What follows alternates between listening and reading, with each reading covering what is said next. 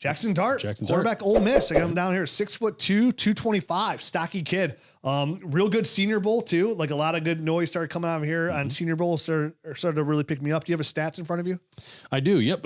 He completed 69.3% of his passes last year, 4,279 yards passing, 29 touchdowns, 6 interceptions, and 495 yards rushing. Yeah. And an additional 3 touchdowns. Definitely brings some rushing ability. He does have some sneaky rushing upside. One of the very few guys that I feel comfortable saying, I think you're going to get something out of him in the running game at the NFL level.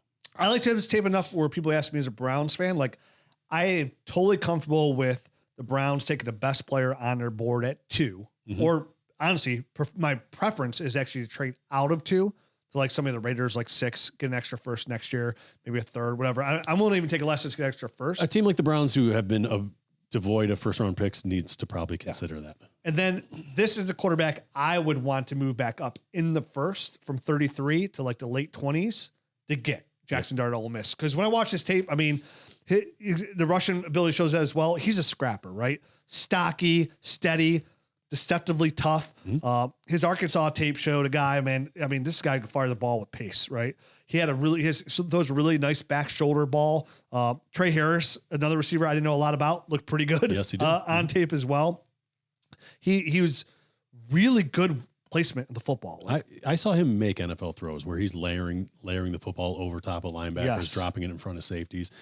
Things that I didn't see out of a lot of other guys, I saw out of him. And I did see, this is one of the guys, we mentioned Quinn Ewers not really going through progressions. I saw Dart 1, 2, 3. I'm coming back over here for my 4th.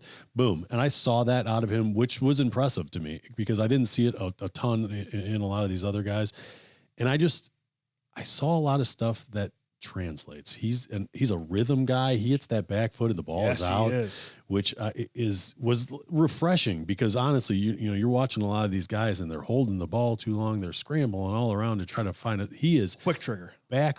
He hits the back foot of his drop and the ball is out, which to me speaks to, this guy knows where he wants to go with the ball. And if it's not there, he'll do a hitch and he'll look around and boom, he'll find somebody. You know what I mean? He's not going to be scrambling around looking for a spot, which, is probably a luxury because, no, it wasn't a luxury. I was thinking maybe he had a better pass. He had an 87th best pass blocking line. So it wasn't that great. He's an all around impressive guy. I don't know. He ate up the short in midfield area, totally. like really ate up. Deep ball still nice, but like that was, wasn't his strongest suit there, but like short midfield, gets the ball out, eats it up. Real smart with the football too. And even against like big time games, like Ole Miss upset Georgia. Yep. You know what I mean? Like they upset him. He looked really good against Georgia too. Had a lot of pressure on him. But then you watch. Wasn't his best statistical game, only 199 yards passing, one touchdown, one interception.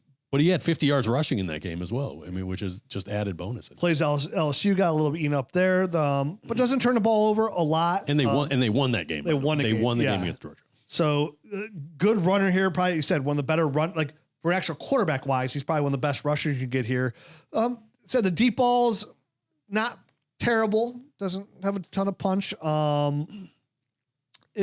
Footwork, but most quarterbacks need footwork. I thought he was pretty clean. He was pretty clean. He was pretty good. Yeah. And you know what I like? He was one of these guys, and it was something I noticed in the Bo Nix type of stuff. He's really good at flipping his hips to make like quick throws. You know what I mean? And it's not something we've seen out of all these guys. So I did want to mention another guy that can kind of flip his feet quickly and which makes you throw off of a good base. You know what I mean? You're not throwing off a falling backwards or kind of falling to the side. If you're able to quickly flip a hip and get your feet underneath you can make a nice throw and be on time, be accurate, all that kind of stuff. So just another, I think, feather in his cap, so to speak. And he's got the size. He's got, you know what I mean? And he's young. He's 21 years old. Yeah. Which is really nice. He'll be 22 before the season starts, but after the draft.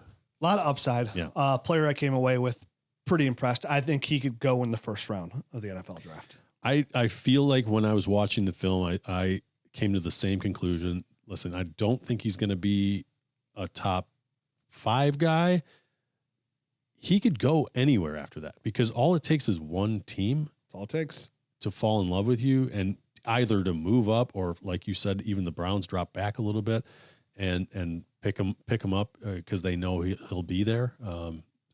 It's one of those things that, you know, quarterbacks always get pushed up naturally in the NFL draft.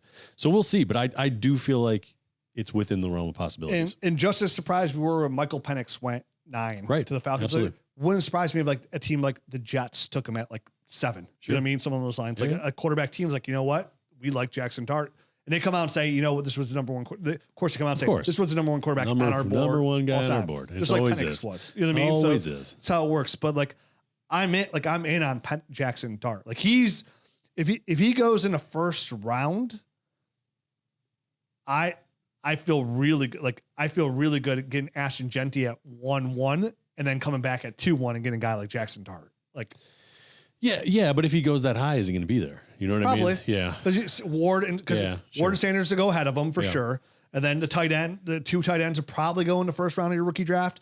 2 receivers at least, and then all the running backs. Yeah. So I think that Jaxson Dart will definitely fall into just like Bo Nix did. Sure. Bo Nix was going in the second round of your rookie draft. Penix slipped some in your rookie drafts, and he was a top 10 pick. So I 100% think even if Jaxson Dart goes in the first, he'll be excellent value. And I like his upside.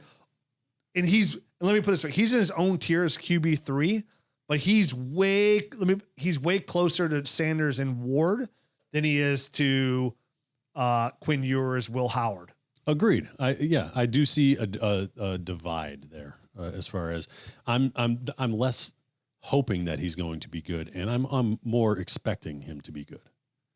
How about that? You know what I mean? For a guy like Dart. And I'll say this, he shows a very high ceiling. I agree. Yep. Like he could be a really good NFL quarterback, and he has an awesome name.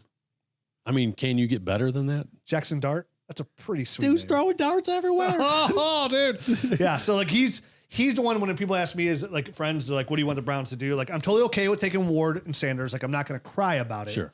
But I would love to trade back and then get Jaxson Dart. Like that's my ideal situation. You take him late first. If we're terrible, he's terrible. You have a high first picks next year. You can still take another quarterback. It's not end of the world, right? Yep. Like you traded up from 33. It won't take much to move up from 33. You know, it shouldn't. Yeah. They have multiple. The Browns have 11 picks. So that's what I want. Even though Adam Schefter said today the Browns are the number one thing he feels most sure about is the Browns will take a quarterback at 2. I mean, what is Schefter, you know? Yeah, not much.